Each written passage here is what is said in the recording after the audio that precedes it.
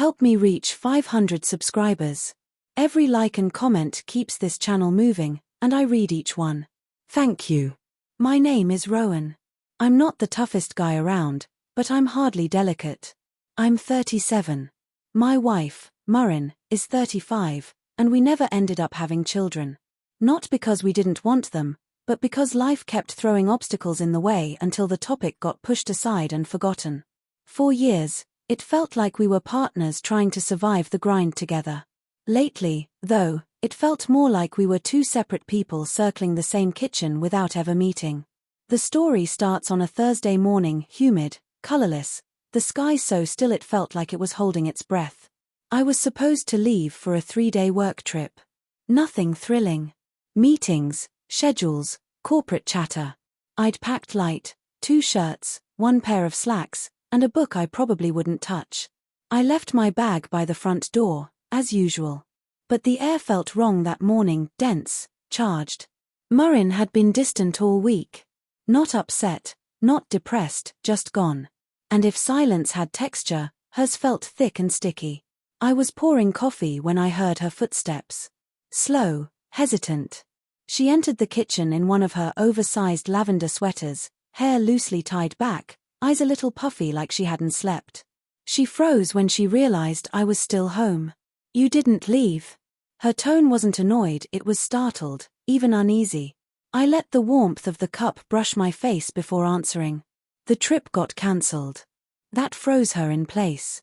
Her hand hovered mid-reach toward the cupboard before lowering slowly. Cancelled. Why? Not what happened, just why.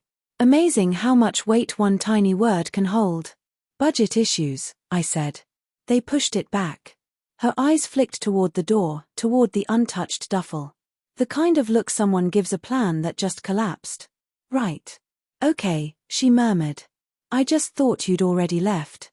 Her voice trembled barely, but enough. She had expected me gone. Maybe needed me gone. I didn't say anything. I just watched as she drifted to the pantry, grabbing a jar of oats she clearly didn't want, like she needed anything to do with her hands.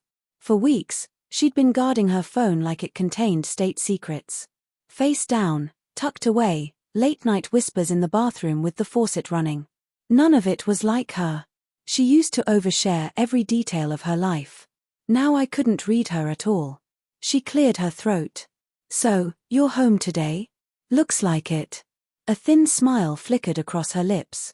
Here, then gone. I need to go out for a bit. I told Celia I'd meet her. Celia, the friend who lived half an hour away, the friend she hadn't mentioned in ages until suddenly she was seeing her all the time. I nodded. Didn't comment. She grabbed her keys. Her hands shook. I'll be back soon. Take your time, I said. As she passed me, her perfume drifted by. Not her usual scent, this was the one she wore when she wanted to be noticed. By someone who wasn't me.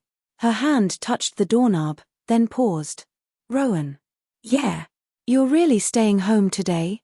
Something about the question felt wrong. Too careful. Too layered. Yeah, Murrin, I said quietly. I'm staying. She swallowed, nodded once, and left. The door clicked shut like the end of a sentence. And the moment it did, a cold, unavoidable truth settled on me. She hadn't just been surprised, I had disrupted something. The rest of the morning felt heavy. Even the sunlight seemed dull. I sat at the table pretending to check emails while my mind replayed every late-night whisper, every sudden shift. Around noon, she came back slowly, like walking into a scene she'd practiced. She stepped inside. The room felt denser. Rowan, she began. Her voice wasn't sharp. If anything, she sounded worried, maybe guilty. I didn't look up. Welcome back. She stopped mid-step. She'd expected questions. Accusations. Desperation. I gave her none. I thought you'd left, she whispered. I didn't. Her eyes fluttered. Why? There it was again. That heavy little word, trembling with consequences. Because I chose to stay, I said evenly. Because I'm done bending myself around what you want or expect without you ever saying it. Her eyes widened. Not in shock, but in recognition. She realized the familiar script had changed. The version of me who adjusted himself around her moods was no longer standing in front of her. She crossed her arms loosely, leaning against the counter. So what now? Now. I set the mug down. Now we're both here.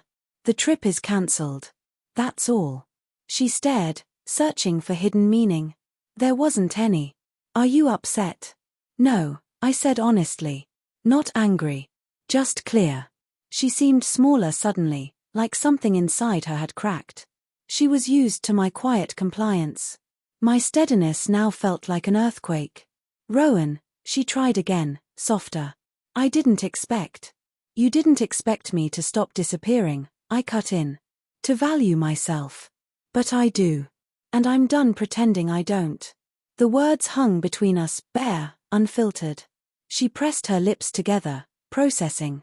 Maybe I crossed some lines, she admitted. Maybe, I said. No triumph. Just truth. She grabbed a bottle of water from the fridge and leaned against it. Silence stretched, not suffocating now, but revealing. You really aren't leaving, she said at last. I'm not. So the trip is cancelled. It is. She finally met my eyes, really met them. For a heartbeat, she looked like the Murrin I used to know, the one who laughed easily, the one who chose me. But now there was caution there. Awareness. The balance had shifted. I don't know what to say, she whispered. Then don't, I said quietly. Just understand that I'm done chasing approval you only give in pieces. She exhaled, long and shaky, like she'd been holding her breath for months. I walked toward the living room, leaving my mug behind. She didn't follow. Didn't try to regain control. The air felt different now, sharper, clearer, almost peaceful. Rowan, she called from the kitchen, her voice barely more than a breath. Yes. Thank you, for not leaving. I paused. You're welcome. And in that moment, the kitchen was no longer a battleground. It became a place where clarity finally settled, quiet, solid, undeniable. A place where the rules changed not through shouting, but through calm certainty. A place where I reclaimed the parts of myself I had given away, piece by piece. And that, more than anything, felt like a victory.